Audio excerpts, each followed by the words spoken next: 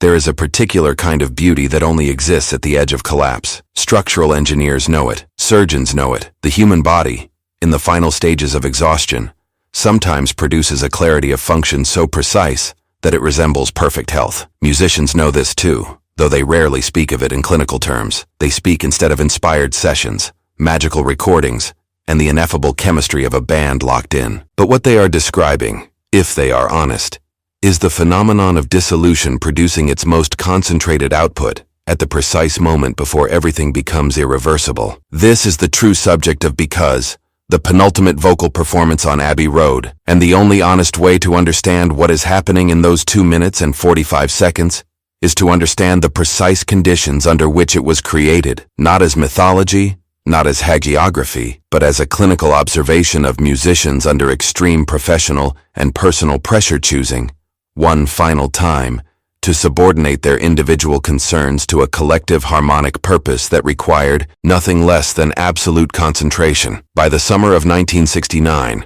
when the Beatles convened at EMI Studios in Abbey Road to record what would become their final album as a working band, the fraying of their professional relationships had accelerated to a dangerous pace. The Get Back sessions earlier that year, filmed in their entirety at Twickenham Film Studios, and subsequently at Apple Corps headquarters, had documented weeks of friction, discomfort, and creative disconnection. Arguments about management, about publishing, about the direction of the music and the structure of the business filled the tape. George Harrison had walked out entirely on January 10th, only returning after negotiations. Yet what followed in the spring and summer of those same 12 months was, by nearly every account, a demonstrably more cohesive and productive creative environment. George Martin, who had agreed to return as producer on the strict condition that the sessions be conducted with the discipline of earlier years, later described the Abbey Road period as genuinely collaborative, a conscious effort to recapture the craft and collective purpose that had made their earlier records great. This nuance is essential to understanding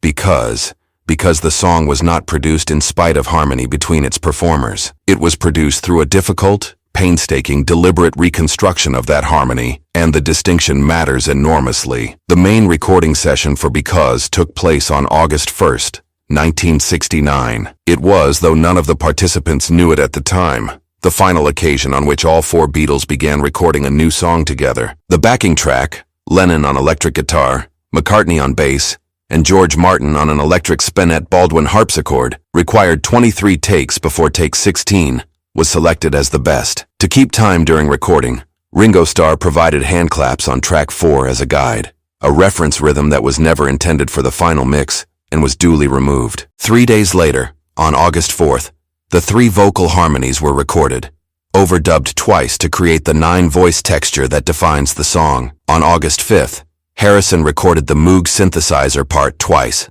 filling the final 2 available tracks on the tape and completing the last element committed to record for the entire Abbey Road album. The vocal overdubs alone required more than 5 hours of sustained, exhausting concentration. Engineer Jeff Emmerich, who witnessed the sessions firsthand, later recalled that John, Paul, and George Harrison sat in a semicircle with Ringo present, but not performing, offering silent moral support, and that the atmosphere was one of total seriousness and total focus, with no clowning, no distractions, and no willingness to accept anything less than precision. He described it as seeing the 4 Beatles at their finest. To understand why the vocal arrangement of Because functions as a technical marvel, one must first understand what is actually being asked of the singers in anatomical terms. The human vocal apparatus is not a fixed-pitch instrument. Unlike a piano, where the frequency of each note is determined mechanically, the voice produces pitch through an extraordinarily complex coordination of laryngeal muscles, breath pressure, and resonant cavity shaping governed by neurological feedback loops, operating faster than conscious thought. When a singer sustains a note within a harmonic context, the brain is constantly receiving acoustic information about the frequencies produced by the surrounding voices and making continuous microscopic adjustments to maintain the mathematical relationships that define consonants. This process is largely unconscious in trained singers, but it is never passive. It demands active, uninterrupted engagement with the sound environment of the room. Now consider the specific harmonic intervals that Lennon, McCartney, and Harrison were required to sustain throughout Because. The song is built in C-sharp minor, and the chords in the progression include close-voiced intervals, minor seconds, major sevenths, and diminished fifths, that are acoustically unstable by nature. These intervals sit at the edge of what the Western ear categorizes as consonant, producing audible beating frequencies when tuning is imprecise. Three men had to maintain these intervals with a consistency of intonation that modern pitch correction software can barely match after the fact, not for one pass, but for three complete overdubs, each demanding the same microscopic accuracy. According to George Martin, he was, in his own words, literally telling them which notes to sing, specifying each part of the three-voice harmony with a precision that left nothing to chance. The technical execution of what he specified was entirely theirs. The assignment of vocal registers in Because follows the natural timbral hierarchy of the three voices, as they had been refined over a decade of ensemble singing. McCartney, possessing the highest and most clarion register of the three, took the upper harmony, reaching toward the ceiling of his chest voice. Lennon, whose voice had the lower mid-range anchor that had defined his role in complex harmonies from the earliest years of the band, provided the foundational harmonic color. Harrison, occupying the most technically challenging middle position, the voice that must remain in constant acoustic negotiation with both the voice above and below it, supplied the inner harmony that transformed two voices into a true chord. This tripartite organization had deep roots in the band's history,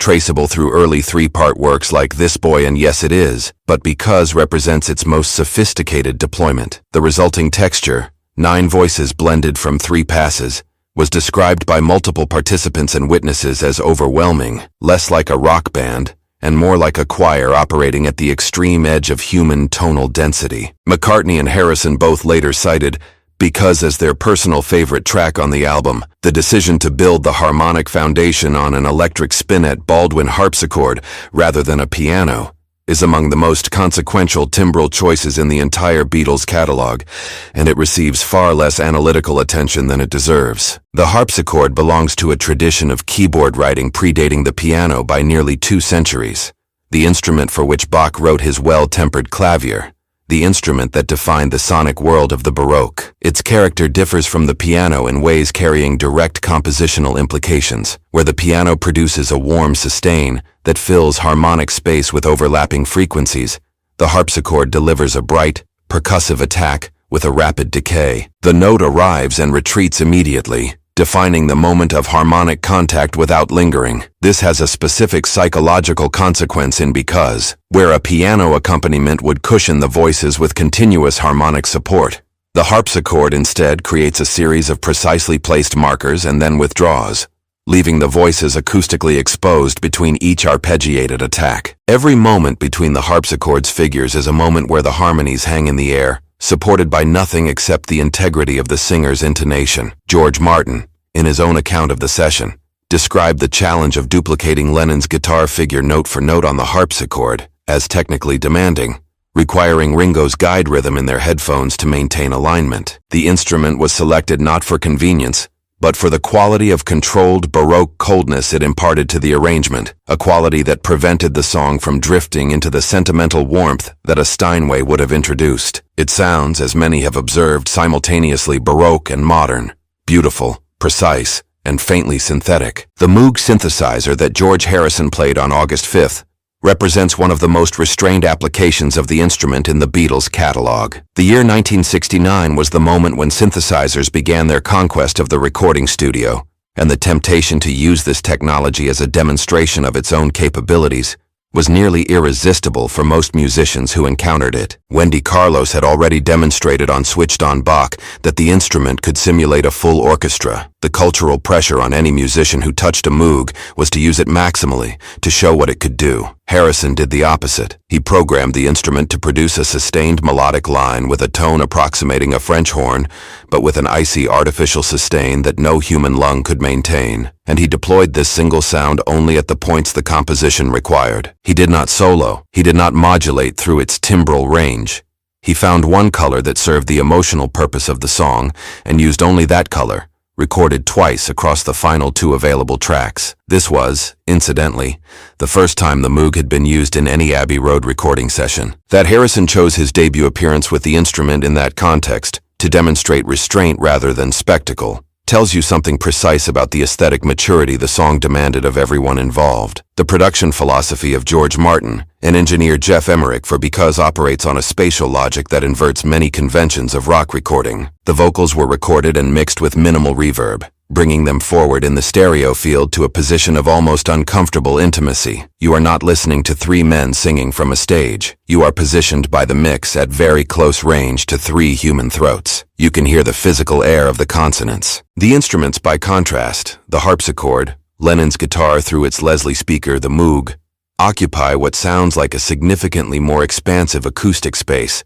as if emanating from a room beyond the one in which the singers stand. This inversion creates a three-dimensional stereo image that is unusual in pop recording. The voices are close, corporeal, and intensely present, while the harmonic universe they inhabit seems to extend far beyond any domestic boundary. The listener is placed in an acoustically paradoxical position, simultaneously intimate with the physical act of singing and remote from the harmonic world that singing inhabits. It is a mix that rewards genuine attention on any equipment and rewards high-fidelity equipment with something approaching a physical presence in the room. The lyrics of Because have been subjected to the full condescension that attaches itself to any artistic output associated with the countercultural late 1960s. Because the world is round, it turns me on. The wind is high, it blows my mind. The sky is blue, it makes me cry. On the surface, this is the grammar of a child. Subject, verb, consequence, no metaphorical density, no intertextual complexity. But this reading misses the philosophical project entirely, because what the text performs is not naivety, but deliberate reduction. By 1969, the idealistic framework of the decade had been repeatedly and brutally falsified by events: political assassinations, the collapse of Altamont, the Vietnam War continuing without accountability. The retreat into elemental observation that the lyrics perform is not ignorance of this context. It is a chosen response to it. The world is round. That proposition does not require political agreement or social consensus. It cannot be contested, co-opted, or made false by the failure of a movement. The sky is blue. The wind is high. These are the only propositions the lyric is willing to make, and by making only these propositions, by refusing to assert anything that requires a social world to remain intact in order to be true, the lyric achieves a kind of existential resilience. Lennon himself said the lyrics speak for themselves, that there was no imagery, no obscure reference, just the statements as given. This was not impoverishment. It was the most rigorous intellectual honesty available to a songwriter in that particular historical moment. What Because ultimately documents is not only the technical achievement of its vocal arrangement, or the compositional sophistication of its harmony, or the production intelligence of its spatial mix. It documents something rarer and more valuable: the capacity of human beings to transcend the conditions of their own exhaustion through the act of collective attention. Musicians who were managing the disintegration of a decade-long collaboration could not have made this alone. They needed each other to do it, and that need was greater, for the duration of those sessions, than every business dispute and every creative tension that was simultaneously complicating everything around them. Jeff Emmerich said they knew they were doing something special, and they were determined to get it right. The proof is in the recording. Listen again. Let the harpsichord begin. Let the 9 voices find each other in the architecture of C-sharp minor. Understand that what you are hearing is the sound of people choosing, under real pressure and with full concentration, to hold together long enough to make something that will never fall apart at all.